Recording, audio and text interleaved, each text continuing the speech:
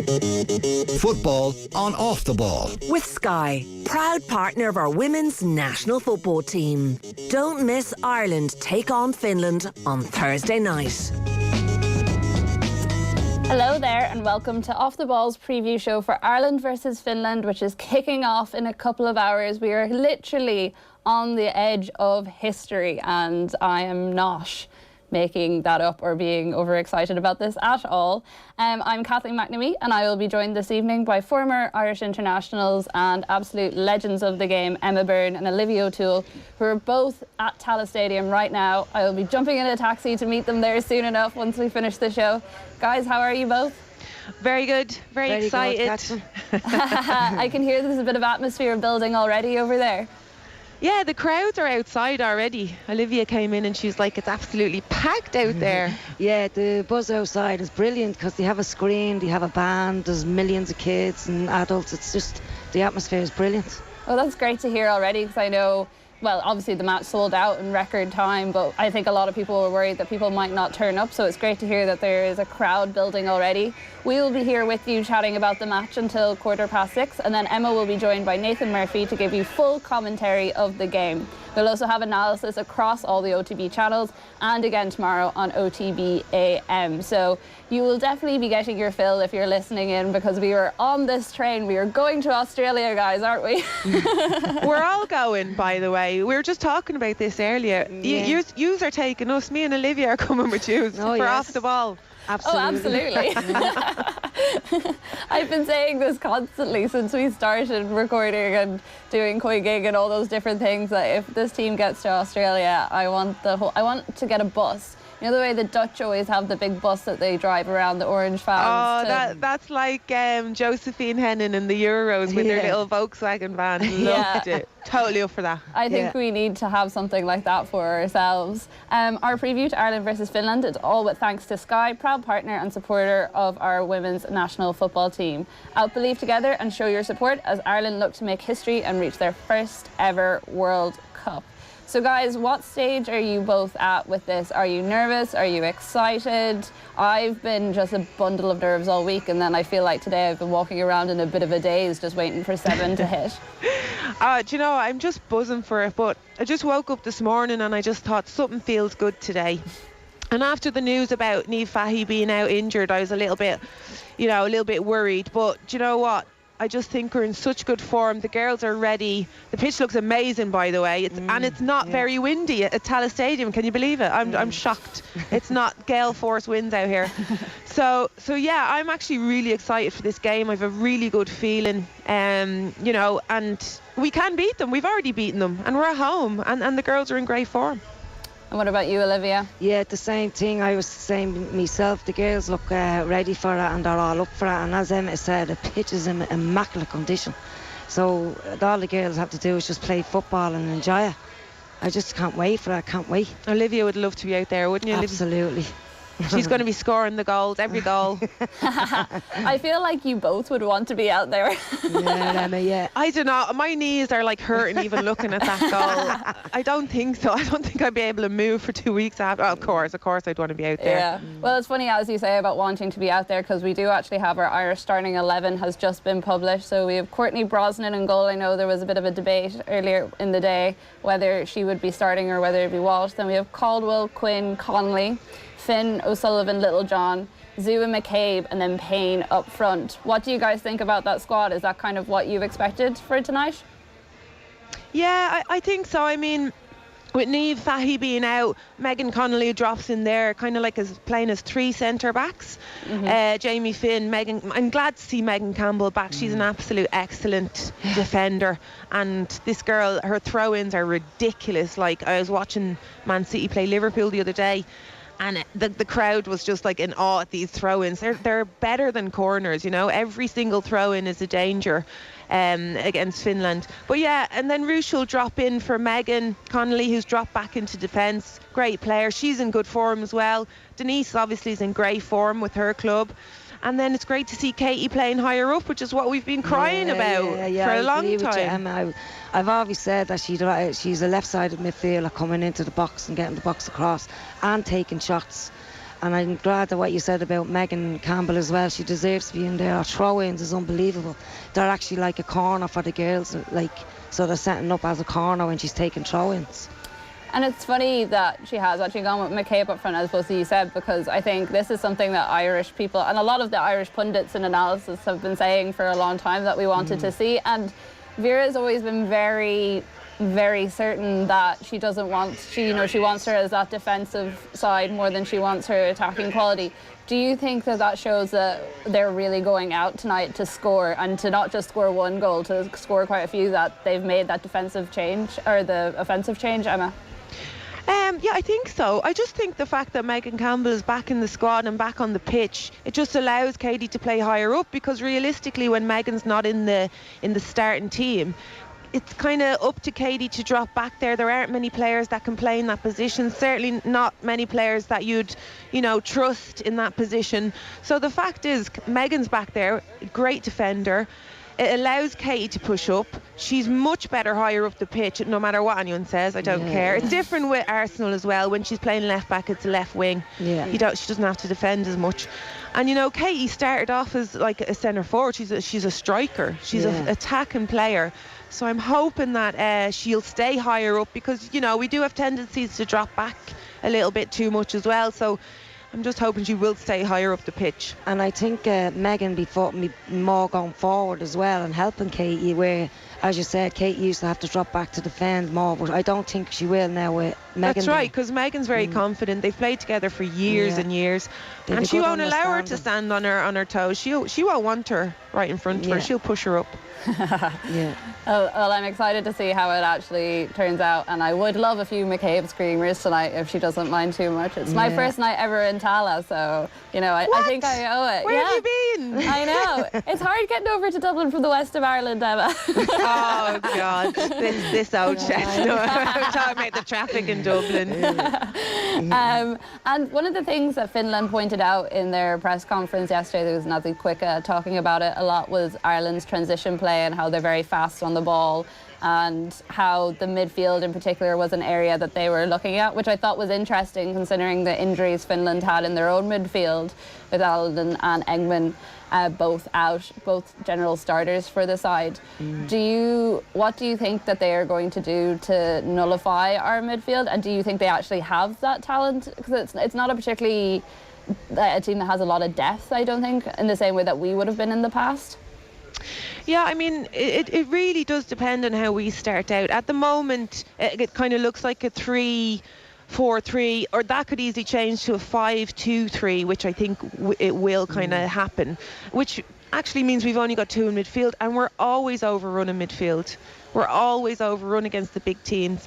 And Finland, I think, will try and target that area. They'll try and push more players into midfield. Yes, Engman and Allenen's out. Massive losses for Finland, by the way, but I still think they're going to overcrowd our midfield, because they won't want us to be able to transition through midfield. They won't want Denise O'Sullivan on the ball, who they know is our playmaker, and who, when gets on the ball, creates such good chances for us. So I think they're going to try and stop that ball into Denise, stop that transition by overcrowding the midfield. They have to stop Denise, because Denise is their playmaker. She stops the attack, she stops the people going forward, and I think they're going to go for a 3-5-2. Maybe, Finland, and if they don't, it'll be either a 4-5-1. Well, watching them in the Euros, they even though they didn't do very well, the manager got sacked after it. It's not a great thing for them. But I still was quite impressed with them, and actually Linda Salstrom, who I really rate as a player, by the way, tends to play up front on her own. And they do end up packing the midfield, and I think if that happens, we just have to be very, very aware of that long ball into Linda Salstrom. She loves it. She loves running in behind, and if we can stop that long ball, I don't think Finland will even get a sniff tonight. I would be in agreement. I went to a few of Finland's games over in the Euros when I was covering them, and Sahlström was the only player that I ever felt when she was on the ball actually had a bit of an attacking nous to her. The only one that actually ever looked like scoring. A lot of the other players seem to get into the final third and just not know what to do with the ball. You're kind of sitting there going, shoot the ball. Yeah. I won't be doing that tonight. I'll be like, no. Forget that goal exists. Courtney Brosnan isn't there. But yeah, I totally agree with what you're saying there, Emma, that if we can take her off the ball, I think we have a really good chance of getting a clean sheet, which is it's still important in this stage, especially with the playoffs coming up and with these results mattering when it gets to that stage. Yeah, absolutely. It's really important. Listen, we want to win tonight, and I don't think there are any other options, and there shouldn't be, because Ireland are well able to beat Finland, and that's the way they should be going into the game, and we should be going out attacking. Yeah, no, sitting back and letting them come on to us. We're tired of that. Yeah, we need to attack. Attack. For the simple reason is we have the players that can do it. Yeah. And I think we have shown that we can do that in the last few matches, and if we were to go back to that style of play, for me it would feel like such a regression, especially in a game this important. I think there would be kind of strings of Ukraine coming back into my head, which I don't want to think about at all ever again. No. Do you think that this is a side that can put a couple of goals past Finland, Olivia? Absolutely. Kate can score, but so can Payne and Littlejohn as well. And Denise Sullivan, she's the highest goal scorer in Ireland now at the moment, didn't she? With 16 goals. So Denise can score, Rushdie can score, Heather, Jess Sue, Louise Quinn and Diane Cadwell from corner. So we have the goal scorers from every position that can score in every position, so it's brilliant to see. And you mentioned Jess Sue there, who has just made her move to the WSL, and she was talking during the week about how much of an adjustment it had been. I interviewed her a couple of months ago, and she was incredibly smart, her footballing brain, and the way she seemed obsessed with keeping track of her stats and improving things, and the work and the brain she had was quite impressive. And she was saying that she's found the last couple of weeks really difficult, just in terms of adjusting to the pace of the WSL compared to playing in the WNL, or even just training, because they haven't even started playing yet. It's still only pre-season.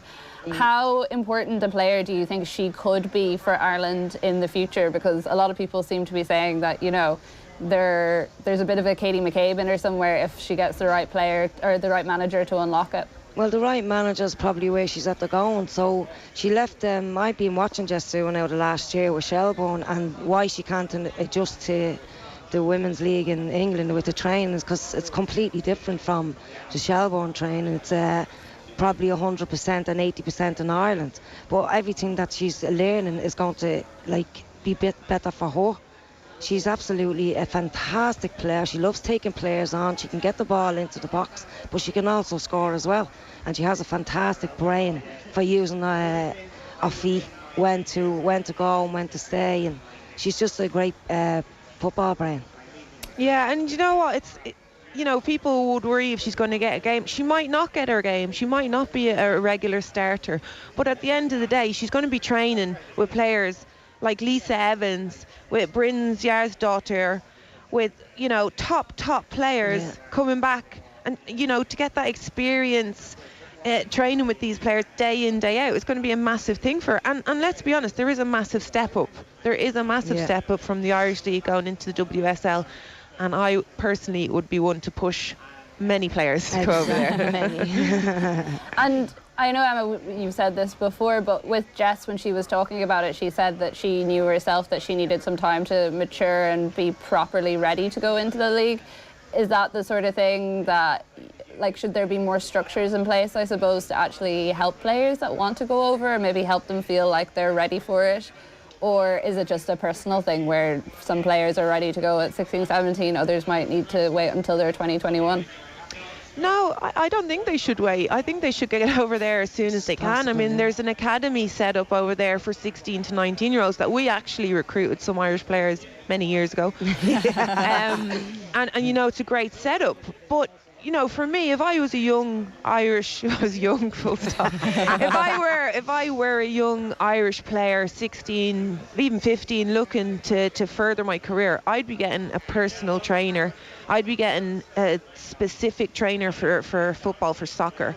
And it's something that a lot of the professionals do. They train week in, week out, but then they go to their own private trainers after training, which sounds a bit ridiculous, doesn't it?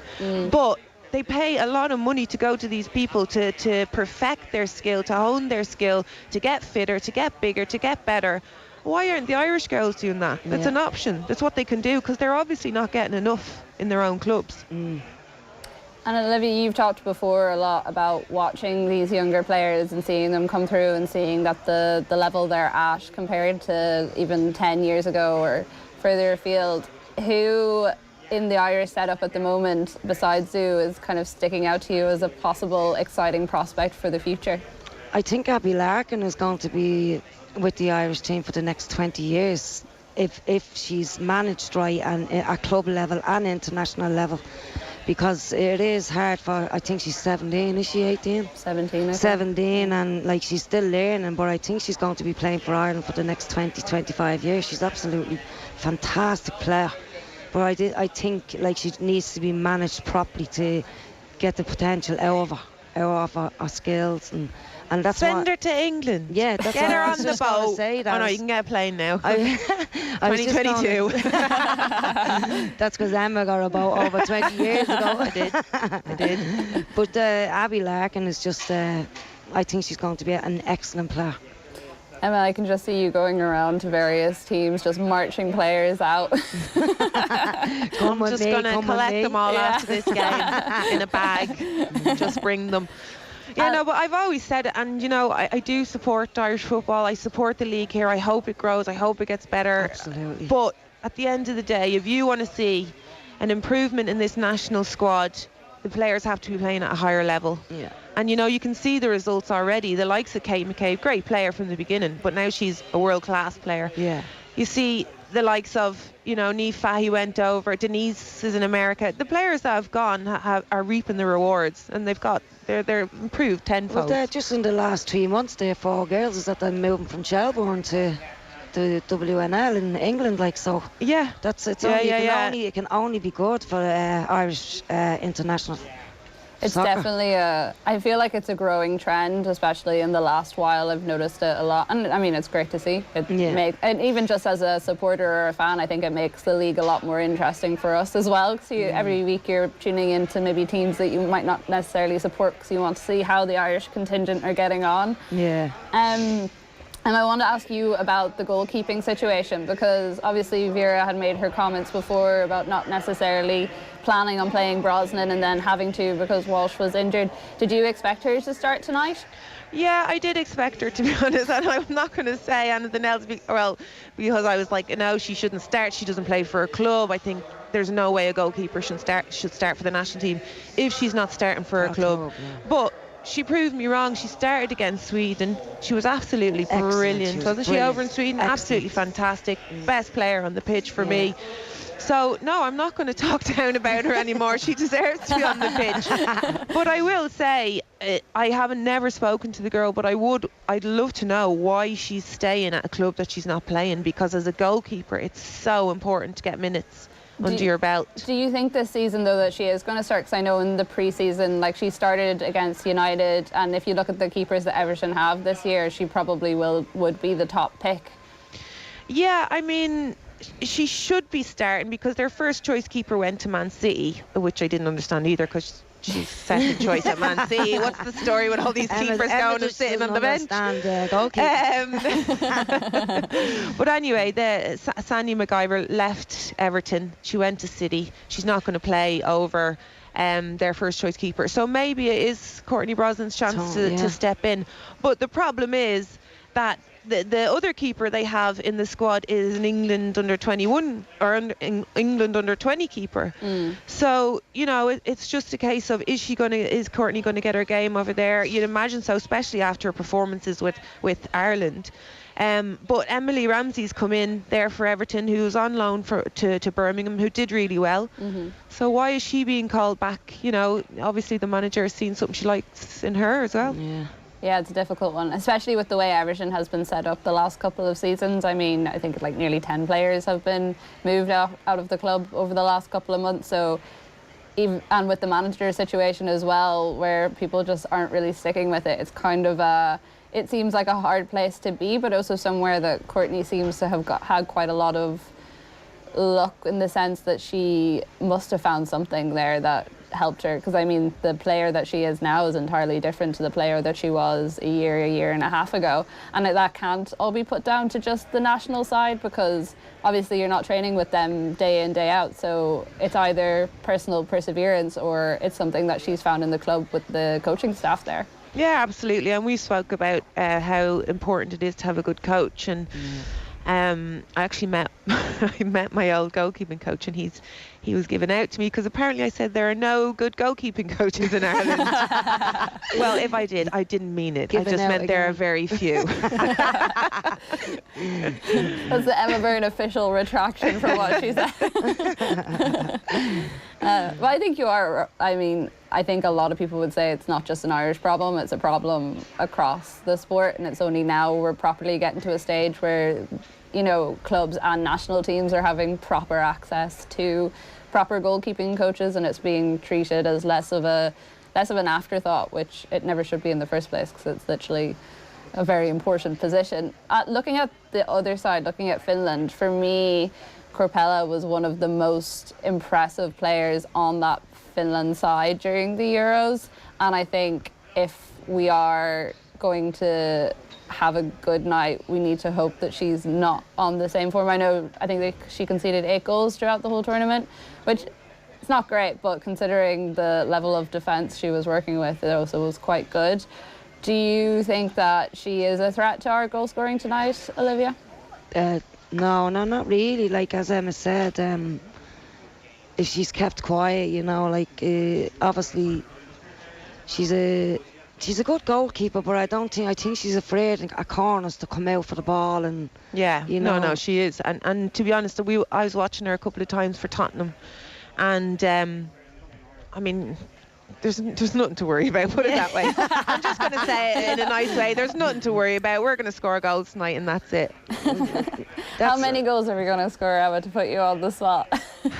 Well, I'm going to say 3, and I'm going to say 2. Right. You see, 2-0. I mean, it's probably going to be about 6 or 7. But Really? but we have to keep it kind of normal. Yeah. We have to keep ourselves under control. Well, when I was predicting this game, I thought 3 goals was pretty reasonable for this side. I think we've seen sometimes it does take us a little bit to settle into some of these games when they're a bit more high intensity, and I think if there's a good atmosphere in Tallaght, I think it'll absolutely carry the team through. I just hope that we don't lose our concentration in the early parts and maybe slip up a little bit in the way that we have in the past. Well, it's funny you say that, Kathleen, actually, because we had Finland. It wasn't a playoff, it was in the qualifiers, but if we'd have beaten them, we were in a great position, and we had them away, and we all thought we were going to, well, we didn't think we were going to win, but we were in good form, right? And we were in a very good position, and we absolutely fell apart. Like, we fell apart, and they were 2-0 up within the first 10 minutes. And it was just like, I can't believe that this has happened. We're a better team. This is not fair. Usual. Tonight's not about that. This is about an Irish team who are very confident, who the managers instilled a lot of belief in. You know, even just talking to the girls, they feel like they're going to win, and they're very confident. They have their game plan. They're happy with it. They're comfortable with it. So I just, I was getting a really good feeling off the girls. Really good feeling about this game. Very excited now. That's the thing that I found at the aura coming off the girls is of confidence. Yeah. And it's not cocky confidence. It's like, we can play football and we're going to play football. exactly, yeah. Yeah, there seems to be, I don't think confident is ever something we've been entirely comfortable with in going into these games. And like in general, like in yeah. life. In general. Maybe it's just an Irish thing in general.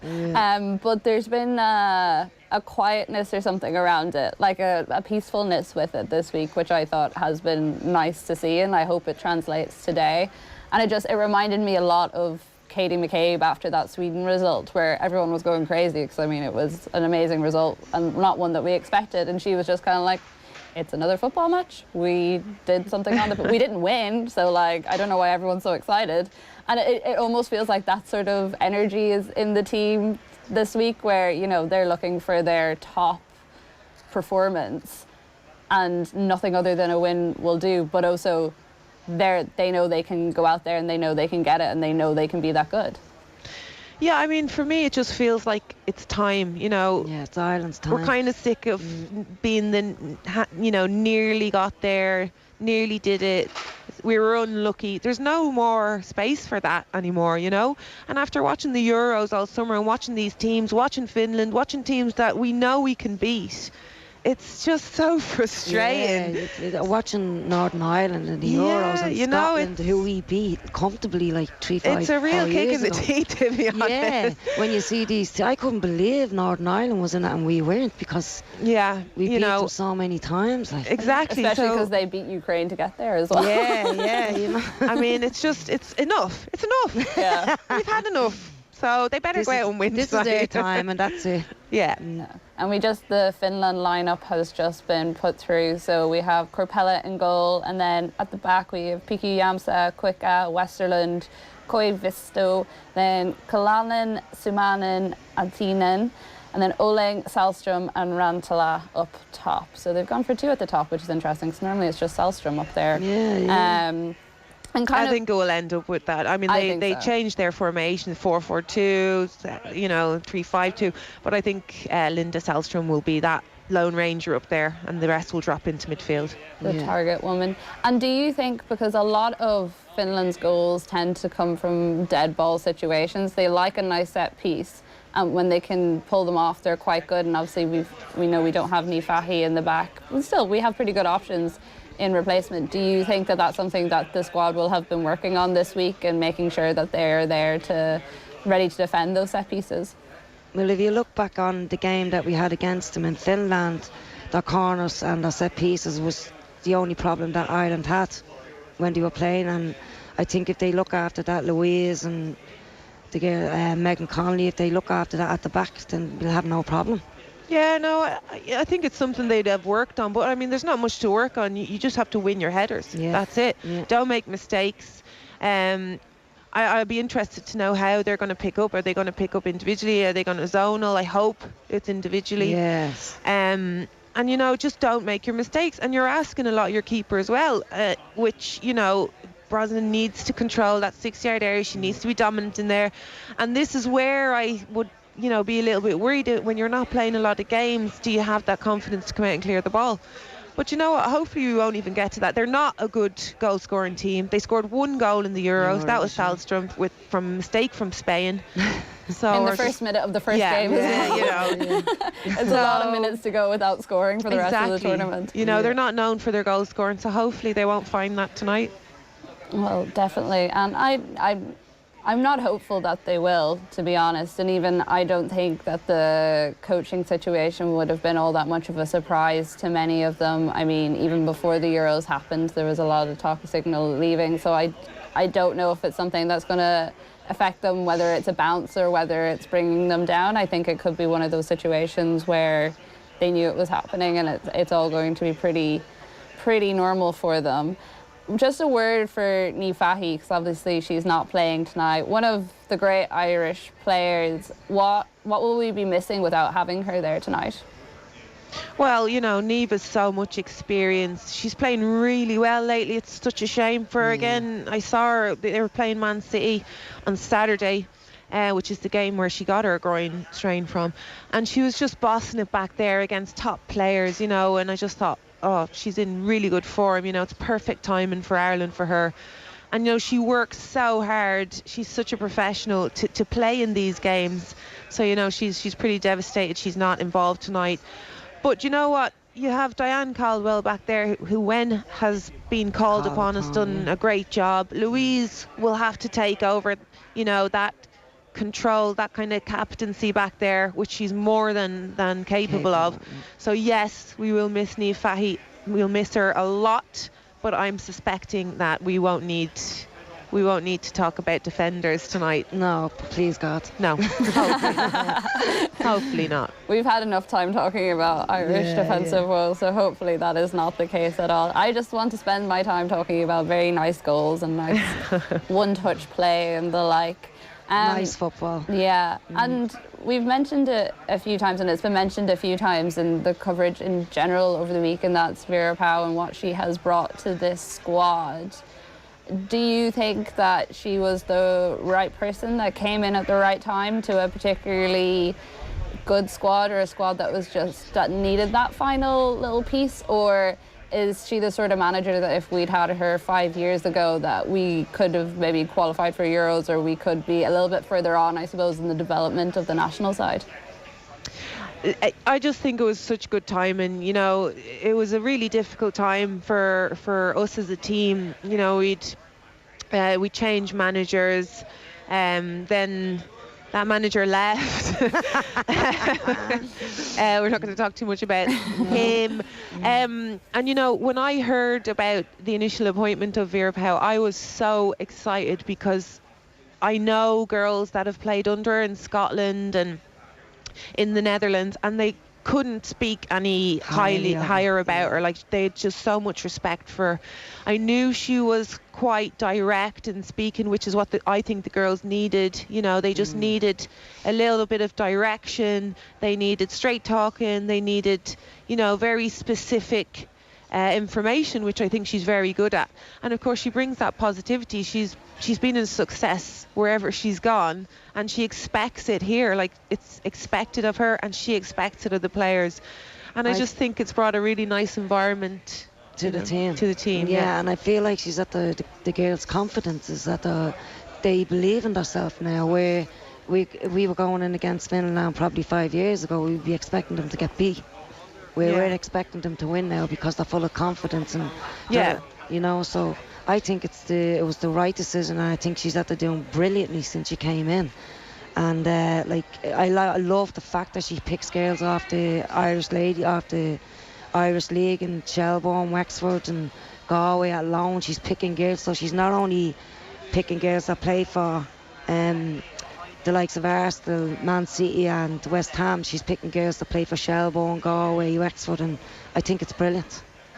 Yeah, and I suppose if you look at her career and her past, it's unsurprising that she is committed to that side of things. You know, that she spent so much of her life developing youth teams and developing younger players and younger talent.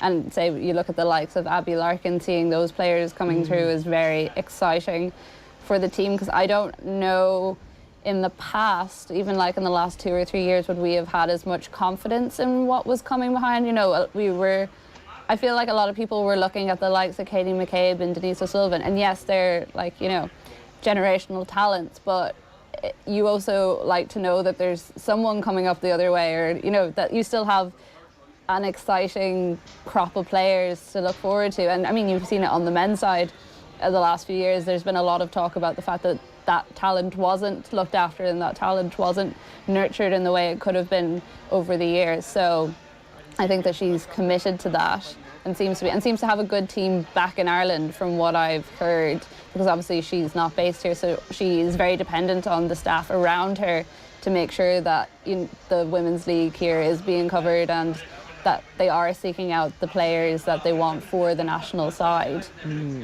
Yeah, exactly. You know, you've said it all there. Yeah. I mean, other managers have brought Irish players through in the league in Ireland. They have brought them through, but the problem is that, you know, they mightn't have put them on the pitch, or they mightn't have started them. So yeah, I really like that idea that the new players are coming in. She's, you know, giving them her confidence, and you can see that they're confident out there, which is brilliant.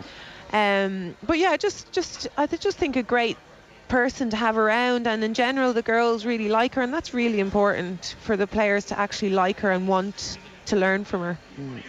Yeah, you always get the impression that they might be a little bit scared of her, but there is a lot of respect there at the same time. I definitely wouldn't mess with her, like. No. She's half my size. I don't think you're the only one that thinks that, Emma. And if we look at the Irish substitute bench, so we have Maloney, Walsh, Mustaki, Barrett, Agg, O'Gorman, Quinn, O'Riordan, Nolan, Malloy, Grant and Kiernan. For you, Emma, who is the player out of that is going to come on and make an impact, or someone who could make a bit of a name for themselves tonight? Yeah, I mean, I think it's going to be a striking player. I'd like to see Leanne Kiernan come on. Yeah, me too. She doesn't get as many minutes probably as she'd like to at Liverpool. She comes off the bench and stuff, but when she comes off, she makes such an impact, and she's so quick. I'd love to see her come on and do something there. And then of course, like, there's a lot of talent on that bench. You know, a lot of experience. A lot of experience. I'd love to see Anya Gorman come on as well. She deserves it. Like, such a professional, completely committed to the cause. Like, it'd be great to see her get some minutes too. And what about you, Olivia? Would you be in agreement with those picks? Yeah, the same. Like Leanne Kiernan in the last 2 months in Liverpool, she's been smacking the balls in. So I'd love her to get at least 20 to 30 minutes today instead of the 15 that she's had to be getting at club level. Yeah, I find her an interesting one because I have long been someone who wanted to see more of her, and I know she's had quite a few injury problems, and you know, she hasn't had the easiest couple of seasons, but it seems to have matured her in a sense. And like you say, whenever, I think she was a top scorer in the championship last year. She was Liverpool's top scorer, obviously up in the WSL this season, so it'll be really interesting to see what she can do there. In terms of the leap from championship to WSL, do you think she'll still be able to make the same sort of impact, Emma? I do, you know, and I think she's found the right club, you know, with Beardy there as well. He's a good manager to work with. He's very honest. He tells you how it is, and I think Leanne will respect that. I just think with Leanne's pace, I think it doesn't matter. She's still going to get behind defenders. She's still going to be that threat. And she can score goals, let's be honest, but I would just worry maybe a little better physicality, because it is very, very physical in the WSL. It's a massive step up as well from the two divisions, and it'd be, you know, I'm looking forward to seeing how she gets on. But again, like Olivia says, she needs more minutes. You'd like to see that. Liverpool, you know, they're strengthening their team. There's a lot of really good players, and she's going to have to try and play her way back in there, which is not an easy thing to do. Yeah. And I hate even asking this question because we're on a positive vibe, we're excited, you know, we're manifesting that tonight is going to go well. But if we get a draw, is that as bad as a loss for you two tonight in terms of where this team has come from, all that we have gone through, the talk about how we've built a mental resilience that we didn't have when we were trying to qualify for the Euros? Well, nothing is good enough. A win is the only thing I think, you know, we should be looking for. It's not, I mean, when you think about qualification, it's not the end of the world if they don't win, but it'll be certainly an easier path. I'm not even going to go into that.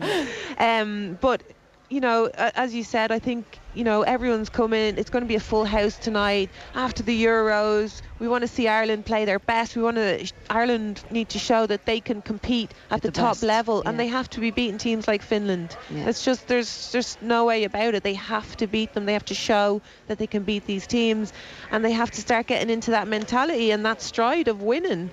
You know, and they have the back in here, and if they win tonight with a good performance, people are going to want to come back and see them, and they're building that momentum.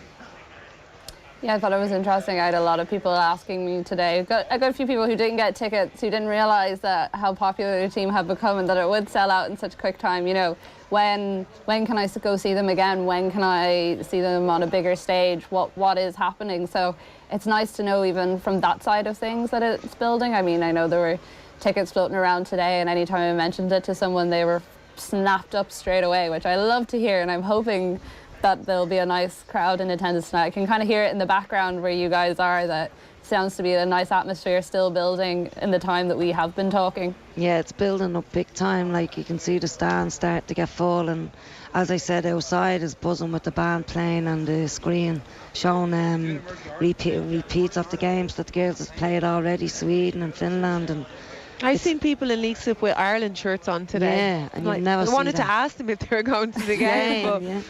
That's today alone, I think I've got 50 texts and 50 phone calls. Olivia, have you any tickets? Have you any tickets? The tickets is just sold out, and there's nothing you can do about it. But I'm after telling all my team to come over to out the front to watch it on the screen. You know, so to make an atmosphere, more atmosphere here.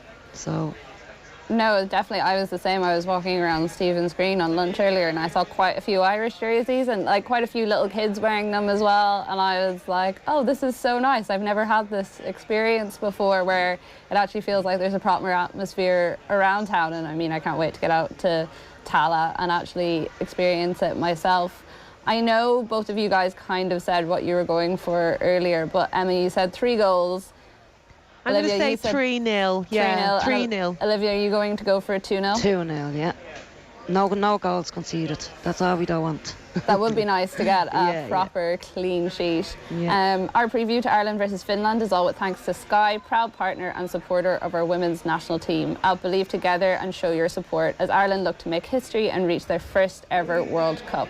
I don't know about you guys, but I keep forgetting that we don't actually qualify for the World Cup if we win this. Like, we still have to go through the playoffs, which are quite complicated. Yeah, I was saying that to myself actually on the way out. I said it's just if they get through, they to go to a playoff, and I'm saying to myself, so who do they get and will they be able to beat? Don't even look at that. we just want them to win, because that second place, one of the best second places, it's just so much easier than trying to get in the other way, like, and play a little mini tournament and stuff like that. So we have to win all of our games to get an easier way through to New Zealand, which is where we're all going. Exactly.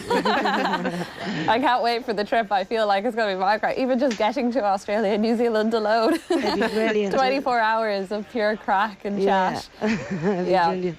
And I also think as well, though, if it's important that, we do make the statement of, as you say, like, beating teams like Finland, but also being up there with some of the top teams in the playoffs, so that, we're going into it as a situation where people are like, oh, well, Ireland won all those games in their group. They're good. They're going to be some tough opposition, rather than teams thinking that they can take points off us, because that's where we've been a lot of times before, and I think we have definitely earned the right so far to be one of the more top teams. Yeah, we have to be able to teams now to fear us and say, oh God, we're playing Ireland. No, come on, we're going out here, we're going to beat these 6 and 7-0. It's not like that anymore. We need teams now that, like the likes of Germany, Sweden, England, France, to be afraid to play against Ireland. Olivia, you're aiming high there, and I love it. That's where I want Ireland to be. Yeah, no, absolutely. I mean, it'll be a lot of fun if we do get there. Guys, thank you so much for joining me this evening. Emma, you will be on comms with Nathan later at 7 p.m. across Off the Ball, so looking forward to listening into that, and enjoy the match, guys. I look forward to talking to you afterwards. I hope that it goes well. We'll see you soon. You want to get over, it's starting to fill up. Yeah. See you soon, Kathleen. Catherine and I are running for a taxi straight out of here. Thank you, guys. Thank you. Thanks. Bye. Football on Off the Ball. With Sky, proud partner of our women's national football team. Don't miss Ireland take on Finland on Thursday night.